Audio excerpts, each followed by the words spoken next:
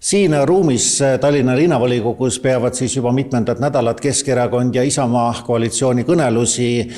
Hetkel on see ruum tühi, sellepärast et nad kõik on lõunale läinud, lõuna tuuakse ka siia majja. Täna pakutakse ka muide torti, seda pakub Mihhail Kõlvart, tal on sünnipäev, aga ka tema on muidu siin läbirääkimiste ruumis ka tänasel päeval, sest asju, milles kokku leppida on palju. Persoonideni ei ole veel jõutud, eelarveni ei ole veel jõutud, aga vähemalt tänaseks lepiti kokku mõnes valdkondlikus küsimuses. Näiteks elanikkonnakaitse puhul lubatakse rohkem koostööd teha turvafirmade, Kaitseliidu ja Naiskodukaitsega, samuti korteriühistutega, aga ka Mupole tahetakse rohkem volitusi. Tõenäoliselt elu keerukuse ja kriisidega kaasnevaid küsimusi tulevikus võib olla veelgi, kus munitsipaalpolitsei ametnik võiks saada rohkem õigusi, arvestades, et tema koolitus ja ametniku staatus on ühtepidi küll tugevat väljaõpet eeldav, siis mõnedes punktides on ka poe turvamehel täna temast õigusi rohkem. Kriiside puhuks hakkab linn jagama komplekte, kus on raadio ning vahendid esmaabi andmiseks ja soojatoidu valmistamiseks. Need on mõeldud eelkõige nendele inimestele, kes on läbinud elanikkonnakaitse koolituse, kes oskavad sellega midagi peale hakata. Ja tegemist oleks nende jaoks siiski vajaliku tööriistaga, mitte lihtsalt asjaga, mis on kuskil nurgas või asjaga, mille võiks nagu laiali tõmmata.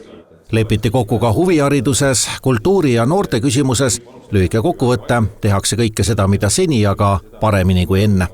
Näiteks rohkem tasuta sportimisvõimalusi. Koolistaadionid peavad olema avatud kõigile, ka nädalavahetustel, spordihommikud, erinevad tasuta treeningud, aga kindlasti ka sellised terviseradade võrgustik, kuhu saavad inimesed minna ilma selleta, et nad peavad piletit ostma. Kõike seda lepitakse kokku Eesti ajaloos esmakordses formaadis, nimelt tulevaste linnapead laua taga ei ole.